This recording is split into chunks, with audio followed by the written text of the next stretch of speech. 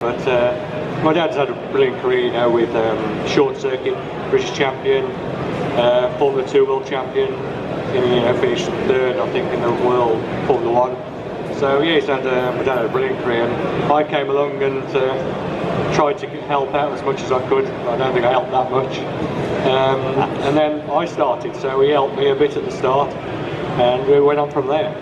And when you say you started, was there any pressure to start? Was it your choice? Was it just purely, obviously your life was around the paddock as a kid? Well, exactly. I spent my whole life looking at motorbikes, going to meetings with my dad, and I just went and had a go, and I enjoyed it. I wasn't very good at the time, and thinking, my God, this is difficult, and well, it still is.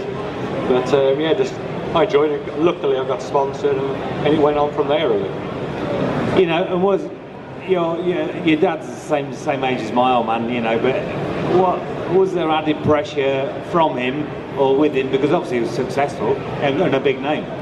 I think at first it was a massive help for me, and then once I started to get a little bit better, I think it was a bit of a hindrance then, because people expected more, and all the people my dad upset, they didn't want to sponsor me or help me, so you always upset someone you're racing. Your dad had a great career and was fast everywhere, like yourself, really, different disciplines, but quite a big crash late on in his career.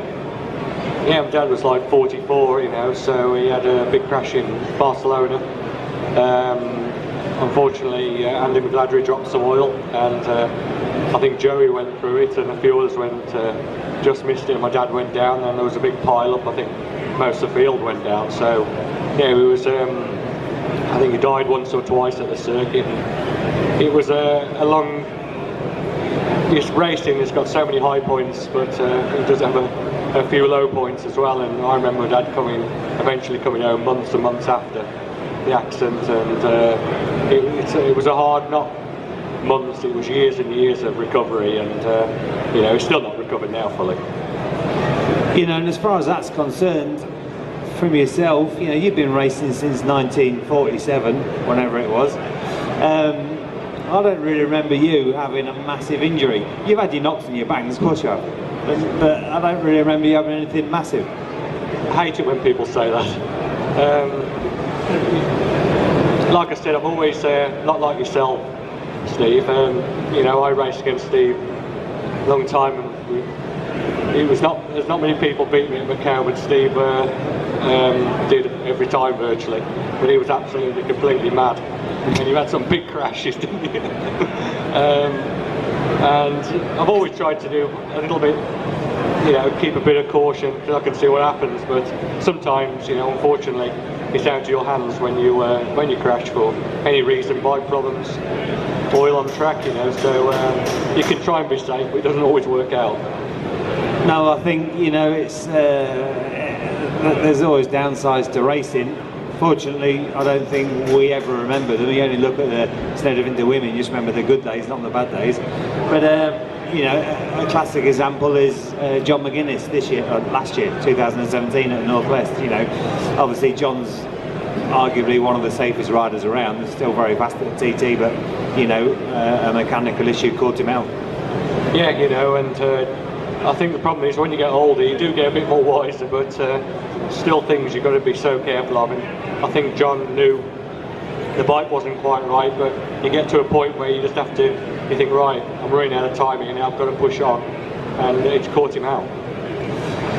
So, as far as you're concerned, you're here as a guest this weekend talking about a big, long, illustrious career. 1989 I've found on the internet, that's when you actually started. It's rolling up towards 30 years. How much longer is it going to last? Hey, that's not being, you're still very fast now and very, very competitive at British Championship.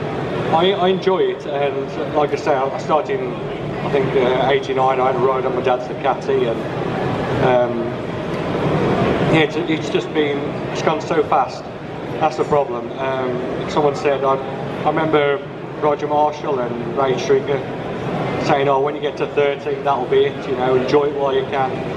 And I've got to wait, when I've got to about 33, 34, oh my God, the time's coming.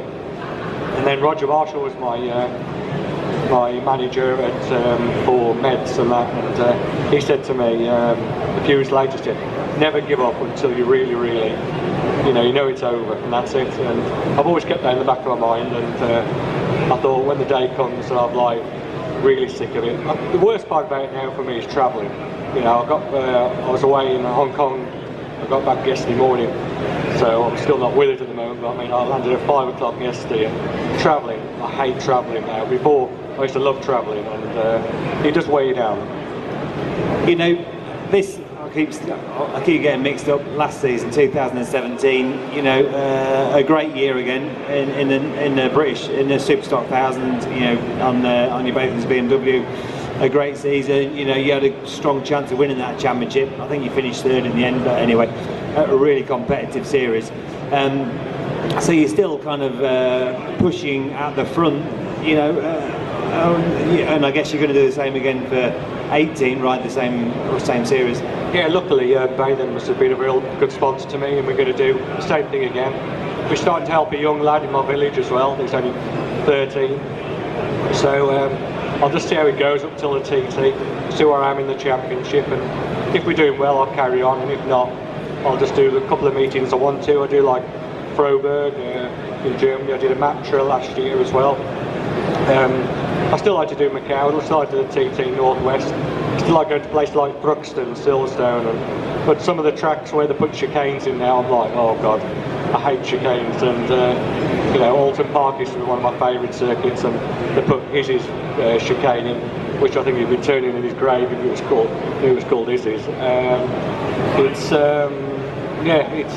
go to the circuits I want to do, you know, and I'm lucky enough I've got some good sponsors which let me do it. You know, because you've been racing so long, I think your first full Superbike season was 93, I think, a long time ago. You know, you've ridden an awful lot of different machines. You've come through the 750 era onto the 1000s and 4 cylinders, twins, you raced 2 strokes. You know, what floats your boat the most? Do you miss the 2 strokes to start with? I never really got into 2 strokes too much. Like I always started off like on a Ducati, like I said, so Ducati to a 2 strokes just completely different. 2 strokes are always too hard work, you know, mixing fuel and all that. It was just time to do that. So no, I think to me I always suited 4 strokes. Probably with my style, I think nowadays, Superbike wise, you could get away with using the edge of the tyre, a lot of lean angle. Nowadays you've got to stick the bikes up all the time.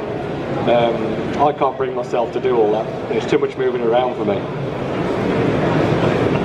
Yeah, well, I think you've always been one of those guys that didn't emphasise yourself on training, on, you know, you relied on your natural ability rather than push anything else. But it's difficult these days, you know, when you look at the modern day racer, the way they hang off the bike and they're getting their elbows on the floor, you know, but still standing the bikes up and getting off a turn. You know, a standard road bike now is 200 horsepower, but you know, you've got an awful lot of kids around you that are keen.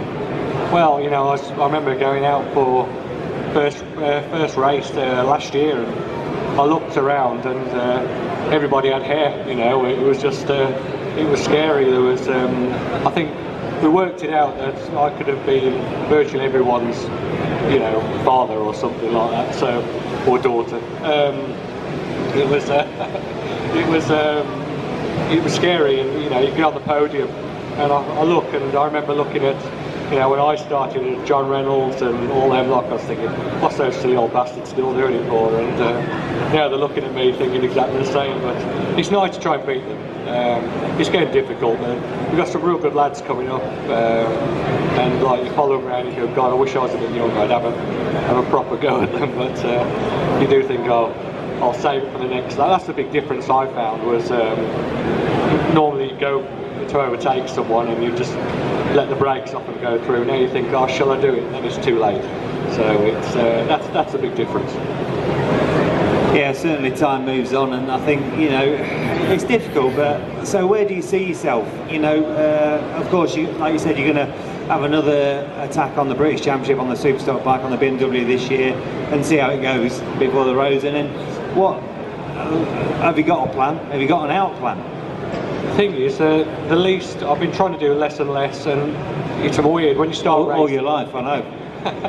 But when you start doing racing, you know, you want to get on bikes, you want to do things, and people, it's so hard to get rides. And now, less I want to do, the more I get offered me, and it's just mad. You know, I've got a full season of Superstock, which we've got a brilliant team, everything set up. Then I started doing classic. I've got obviously the Ducati I rode this year. I've been offered a race doing it in Ireland, the Ireland Classic, so I'm off in January to Phillip Island. I could race every weekend, twice a weekend. It's just, you have to say no, and you know, I want to get back to Goodwood, I want to do things like that, but they all clash, and it's just absolute nightmare. You don't like saying no as well, and I do enjoy it, and when you're on a good team and a good bike, you can't beat it. You're obviously still, you know, really enjoying the riding side, so that, you know, it's going to be hard to stop. You know, I suppose realistically, my question is, are you going to be,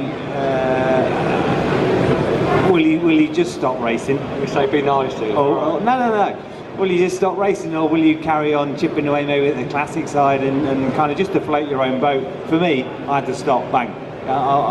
Once I stopped, there was no competing at all. Everybody else was a lot safer then, though, wasn't they? It's fun of that, isn't it? Because you have an opinion about yourself.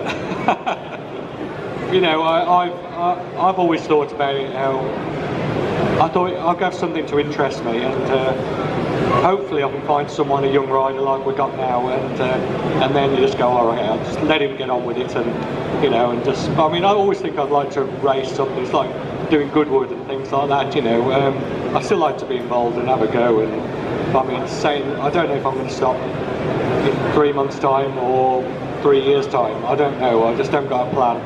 I just thought the day when I get up and think, right, I've had enough of this, I'll probably just walk away. Yeah, no, it's difficult. It's difficult to stop for anyway, but it's just, you know, going back to the Goodwood thing. You know, kind of. I was teammates with Whittam, riding in one of Fred Walmsley's bikes, and I said to James, I said, look, you know, it's not the be-all and end-all for me to want to win. I just want to go and ride fast, and where we end up, we end up. Anyway, sure enough, Spike Edwards was very keen, and he ended up crashing and taking me out and breaking my hand quite badly, and you just think, you know what, what's all that about?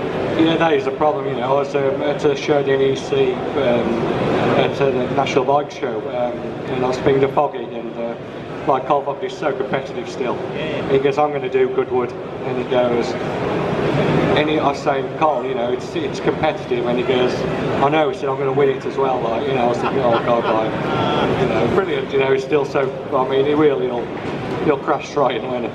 Oh mate, Troy Corser, you know, Jeremy McWilliams is still so fast and pushes so hard there, you know, he really does, but, you know, for me, I suppose I'm over it and happy with still riding quickly, but not having to win. Well, I think it's just down to the hair dye, just dropping in your eye. Yeah, at least I choose the right colour. Right, so coming through the eras, I've just mentioned, you know, you've ridden various amounts of bikes and different championships, British Championship, and so competitive for so many years. I was looking last night doing a bit of homework, and I think from 93 through to something like 2011, there's only 2 years you didn't stand on the podium at BSB. You know, one of those you didn't even race there. You know, but you never won the championship. Why? Good point. I think you need a lot of luck. I think, you know, I had a good chance. I think it was 02 or 03 or 04. 04. Everything was going real well. Michelin, we had when Michelin sponsored Honda, they put, I think it was like £500,000 for the tyre bill for the year. They paid that much, Honda did, and it's just horrific. They had 200 fronts and I think over 180 rears to choose from. So you couldn't have those at a meeting. We had a selection. And they used to bring tyres out, Michelin did, which were the best tyres in the world. But then again, they could be the worst tyres in the world. And they give me this qualifying tyre at Snetterton. Snetterton's got only really one proper left-hand side of the tyre. and they knew this. They went there, analysed the track. They take a mould of the track, they analyse that. They've got this tyre that goes, Michael, this tyre is going to be fantastic. And that always worries me, you know, through racing. I was really sure. So went out, my God, the left-hand side of the tyre was like concrete, I think, and it was just spinning all the time. And anyway, it was quite a crucial time of the year, and we needed a good start to that race. And they put this qualifier in, and it goes, this one will work. And I went out with the warming up lap, won the sighting lap step before I had a proper go, and it come round on me. I thought, oh no, I thought I've got to go for it this time, stupidly enough, and it sent me, you know, flying through the air, landing up, you know, upside down, and it broke one of my collarbones and dislocated the other. So, you know, it just, luckily it broke. You can break your collarbone, and it's very painful. You can't ride, or you can get away with it like I did. And I broke it, but it was the right kind of break, and we raced, and it just, what it did some damage to tendons and whatever like that, and basically I just couldn't brake, you know, I couldn't like lift my arms, you know, to do anything really. So it was just, it was a shame. It was just a wrecked the season, but everyone's got their excuses. I wasn't good enough at the time really, and that's how it is, you know. I finished second to some of the best people, you know, Steve Islop, you know. I raced with Steve, and Steve, when I was growing up, he was you know, a hero of I think many people, and to follow him and to race against him and finish second to him in the championship, I'm glad what I've done. I wish I could have won a championship. I wish I could have won a, you know, a Formula One or a senior, like, you know, Steve was lucky enough to do. You know, it was, but you know, we'll keep trying. Yeah, I mean, it's as you said, you do. You've got, everything's got to be right for results. You still need a bit of luck to win, you know, especially on long races as well, like or a long championship, or even a long race like a 6-lap super race at the TT. You know, you've won quite a few TTs now, 5, yeah. You know, they're not all real. Some are electric bikes. No, you still won them. But it's a difficult task anyway on its own. But you know, it's like with the Northwest 200. Why you're so dominant there for so many years? You know, how many? 13 wins, I think. 14. Yeah, the Northwest. Incredible, really. I think on a superbike, there's only one person that's beaten you, and that's Robert Dunlop for wins. But why so dominant in the Northwest? Another thing as well, my dad always said to me, it's like people say in the rain as well. I used to enjoy racing in the rain. I used to enjoy it. Didn't mind it. Everyone wanted it to be dry, but people always just say, "How do you go so quick in the wet conditions, or conditions where it's half and half?" And my dad always used to say to me, "Go out and enjoy it. If you enjoy it, you'll go quick." And he used to help me set up my bike, which helps massively in the wet. And I think from that point on, if you do enjoy something, you go quick. It's like the Northwest. We have such a laugh. Like, and to be honest with you, I do take it serious, the racing, but I enjoy the nightlife as well. And in Ireland, it's absolutely fantastic. I think it's just a bit of everything. The crowds in Ireland, they're so near to the circuit, they're so enthusiastic. And you know, I've always got on with the place, and you know, I've had some good bikes. Like the Northwest, if you haven't got a fast bike, you're not going to win. You know, you're very lucky to go and win a race there. So it's, I think, a bit of luck. We've had good bikes, good team, enjoyed it, and you know, we've had some good races there. Me and you as well, haven't we? Yeah, no, exactly. Yeah, I know you always had the best bikes. But no, but you know, so dominant for a lot of years, and still fast there now at the Northwest 200, you know. And I think you got pole last year 17. I won last year. And yeah, and still doing a great job. But so TT wise, why aren't you on the superbike? You know, I remember seeing you after when Steve won the senior, and I goes, "You lucky bastard." I said, "I've always wanted to win one of those," you know, and I must admit, it's. I've always wanted to win a big bike race there. I've led them. I was leading by 30 seconds, I think.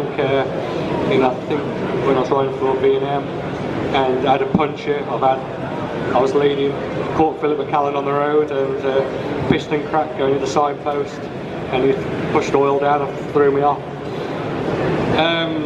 I've stopped. I remember pulling into the pit stop in. Me and Simpson were on. Ian Simpson were on the Honda factory Hondas, and we both cleared off, and I lost the race by 1.1 seconds. I remember just coasting into the pits real slow, taking my time, going out, and I thought, my God, I still kick myself now. There's things which at the time I just knew I'd done wrong, but you know, that's one of those things where makes you a winner. No, yeah, exactly. I mean, that's exactly it. Is one of those things. You know, TT is obviously the biggest test for man and machine, but you still need a bit of luck on your side. You know, for me, it was the opposite. It took me years and years and years and an awful lot of bad luck at the Northwest to win. Once I did when I started to win a lot, but at the TT I won straight away, and there's a lot of luck involved as well. So you're going back there, obviously, this year to the TT. You know, back on riding the big bikes and the super stock, and basically doing the same thing as you have in 17. Yeah, exactly. The good thing is we've got the same bikes basically, upgraded them a bit.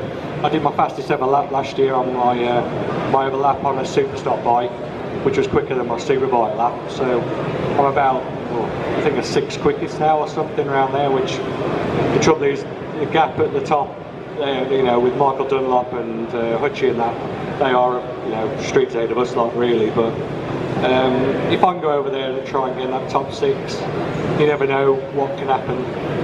I might get on the podium, you know. You must be feeling quite confident, you know, because obviously McGuinness is more than likely not going to be riding there. Hutch there's a big cloud over what Hutch is doing, with obviously purely through his injury. Dunlop hasn't got a ride yet, you know, and don't get me wrong, there's a lot of other fast riders, of course there is, but it's wide open as far as I'm concerned. It's wide open. It is. You know, we all know there's 3 riders which, you know, if you put them on a bike, I don't think no matter what bike they're on, they've got a good chance of winning. But they've still got to finish. You know, it needs the team around you, especially the Isle of Man. And I think we've got a good package. And I think if I could get one of those riders on one of my bikes, you know, I think they would win. You know, the bikes, I've got the bike. It's just I could do with about another 10 years knocking off me. So, you know, of course, Hickey, you know, he before the senior was red flag this year, he was on the pace and doing a great job. I still believe he's got to raise his game to win against the front guys, the top, I'll call them the top 2 or 3. But doing a great job, and you must be stiffing at getting him on your bikes. I'd love to, yeah. But Peter, I'd put him down for some wins, definitely for this year. He's, you know, he's been my teammate in Macau the last couple of years, and he's so natural, and nothing really phases him. That's a good thing. So I think as soon as he's won one race, I think he could win a lot. Yeah, he's certainly, and still going from strength to strength. He really is. Hi, Michael. What do you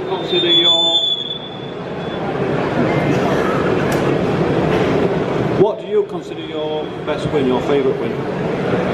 I think the most enjoyable one was 97, I think, or 98, when I did the one-off race at World Superbike, there was 2 legs to the race. It got stopped because of the rain.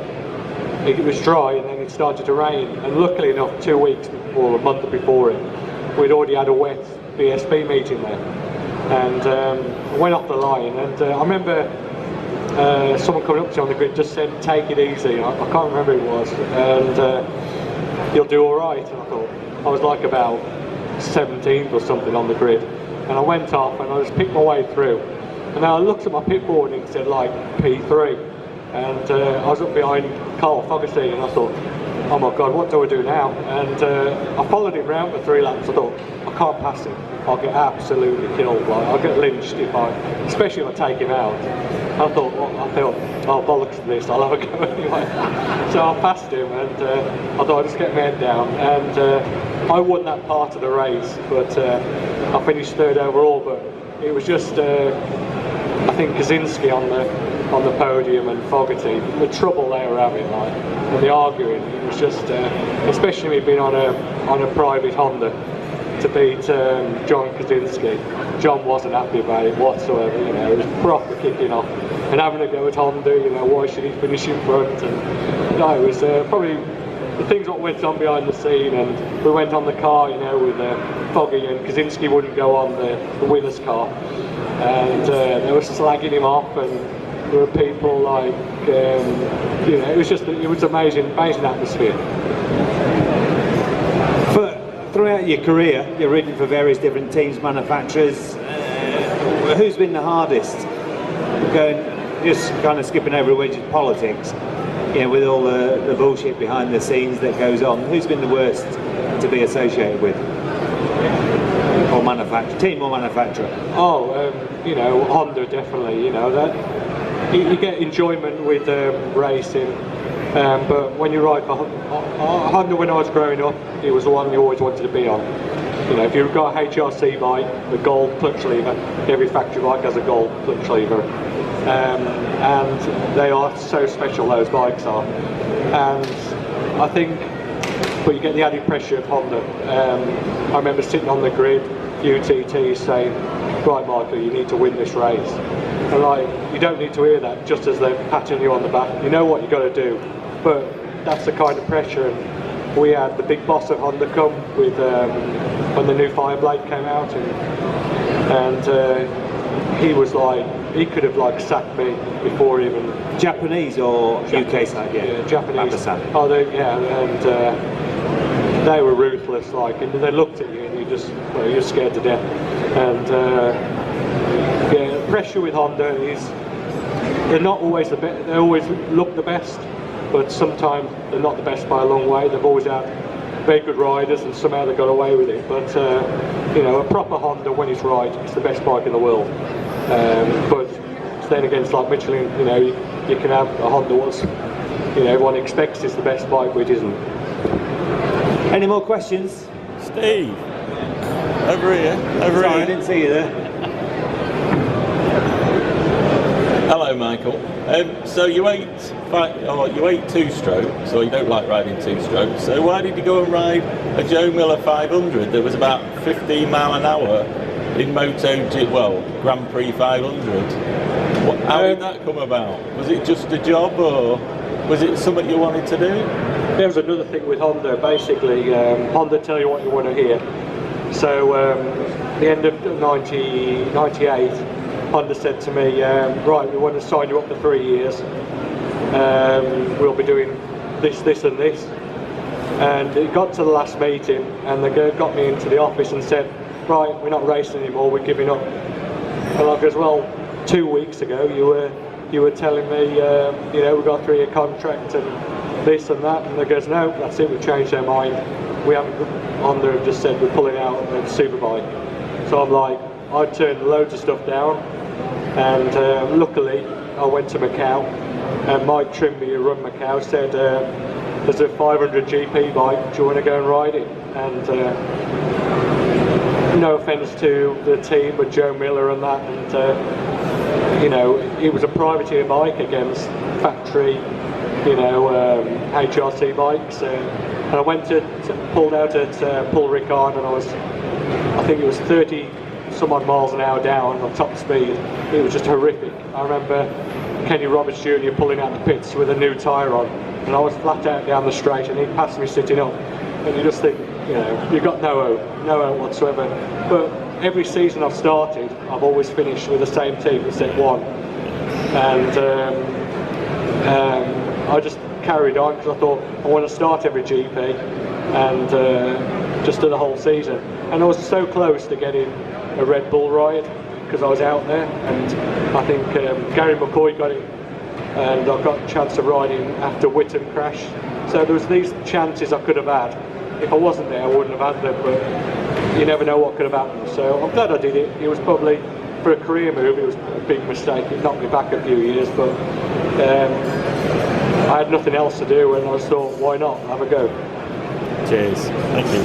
I remember when you came back from that, in a year we rode together at the Boldor or tested against each other and stuff, and your confidence had had that big a smack. you know, through various things, and obviously being on the back foot all year, it had a massive effect, I think. Oh, it pushed me back, you know, two or 3 years. I shouldn't have done it one way, but looking back on it now, I've been all around the world. I started every GP. There's not many people say they can do it, and I was so close to having that Red Bull ride, and it could have been a different world again. Right, any more questions? Hold on, let's get the tea cosy. Hey Michael, I know you said that the less you will do, the more you seem to get given, but is the Welsh road racing on the cards for this year? Because obviously that's a big event that Steve's obviously having involved with, so I didn't know if you'd be coming to that or... Yeah, the Welsh road race, is that going to be something you're going to be sniffing at? Well, Batham, What's it going to cost me? It's quite local to me, really. It's quite so yeah, I'd love to go and do it, obviously for the right price, Steve. No, but I mean, the trouble is it clashes, I think, this year with Brookston, so Brookston's one of my favourite circuits, so to be honest with you, it'd be nice to see how it gets going. It needs something different. Hopefully, I think if they run it to the low key for this first year, get it done and out of the way, and try and get a sensible time of the year when they can get people there. Yeah, definitely, why not? You know, it'd be good to try something different.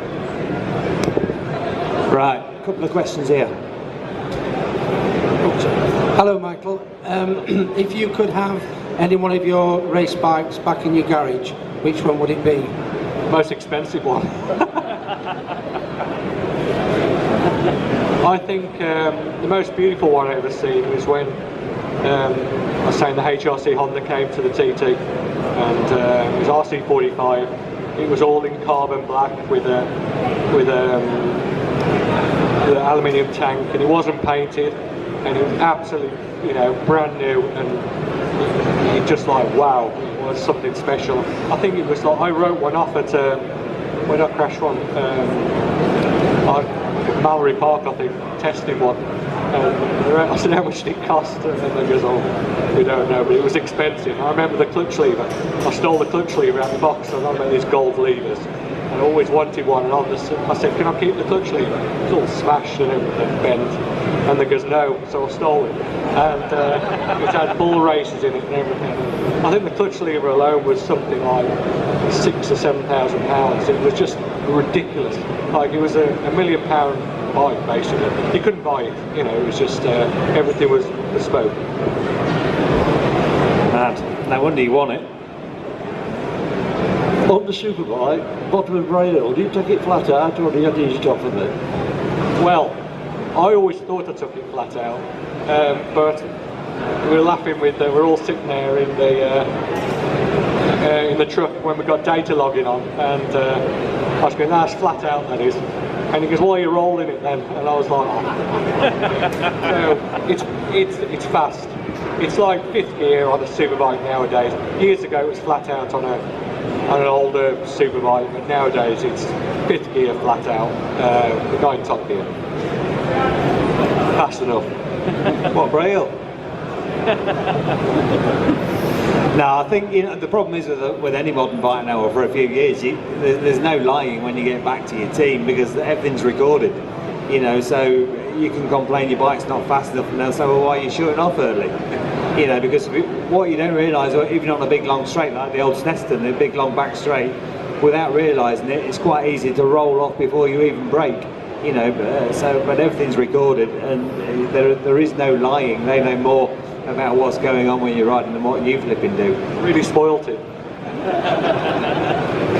Right, one more question, and we're gonna have a brew. You got a question, yeah? Sorry. Hello Michael, have you got the pattern again for this year's Classic? Cheating again, yeah. No, not. I didn't ride the pattern at the Classic. I rode it at the TT. Hopefully, yeah. It's a beautiful bike. It's very small, but hopefully this year they're going to bring something a little bit different out. So we are speaking, but you never know with the Italians. They could change their mind. How is it to ride that, and how good is it compared to, because it's quite different to the classic, well, not classic, the other bike machines that are there, which is basically... It's massively different. It's really light, you know, compared to the normal Kawasaki DR, but you know, there's some nice trick bikes out there now, especially Martin Jessup's bike. That's like worth a fortune. It's a £35,000 bike. It's a beautiful thing, and that thing I ride, you know, that pattern, it's something completely different. It's not the most aerodynamic bike, but it sounds great and it looks the part. So yeah, you know, hopefully we can ride it again. Obviously quite easy to win on then. Right, ladies and gentlemen. Right, Michael's going to hang around for a little while. We're going to move the table over here and he'll sign anything you would like signing. Please put your hands together. Michael Rutter.